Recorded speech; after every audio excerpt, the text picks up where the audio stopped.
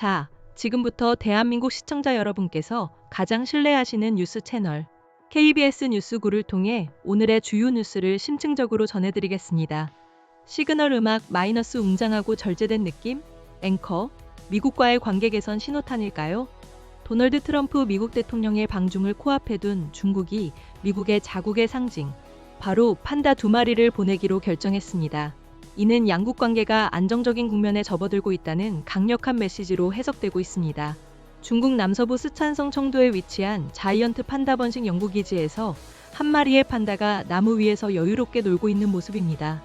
이날 블룸버그 통신 등 주요 외신에 따르면 미국 애틀랜타 동물원은 성명을 통해 중국 야생동물보호협회와의 합의에 따라 수컷 판다 핑핑과 암컷 판다 푸상이 미국으로 오게 되었다고 밝혔습니다.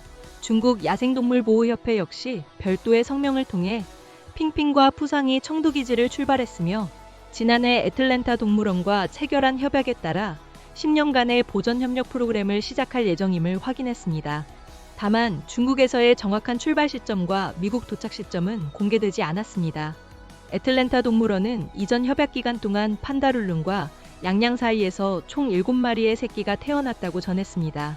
하지만 지난 2024년 10월 룰룬과 양양 그리고 2013년생인 메이룬과 메이왕까지 모두 중국으로 돌아가면서 애틀랜타 동물원에는 현재 판다가 없는 상황입니다.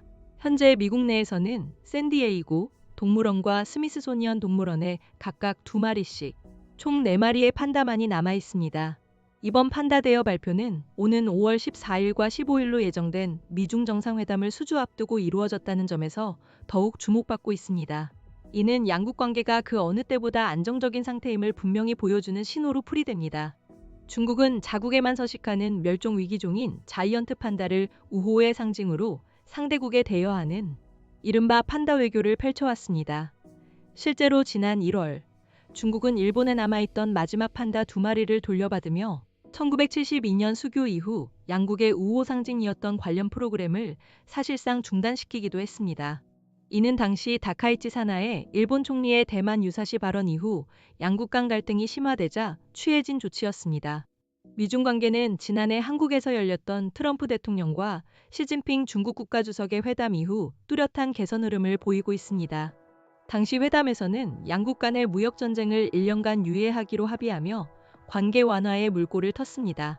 도널드 트럼프 대통령은 당초 3월에 베이징을 방문해 시 주석과 회담할 예정이었으나 이란 전쟁 대응에 집중하기 위해 일정을 5월로 연기했습니다.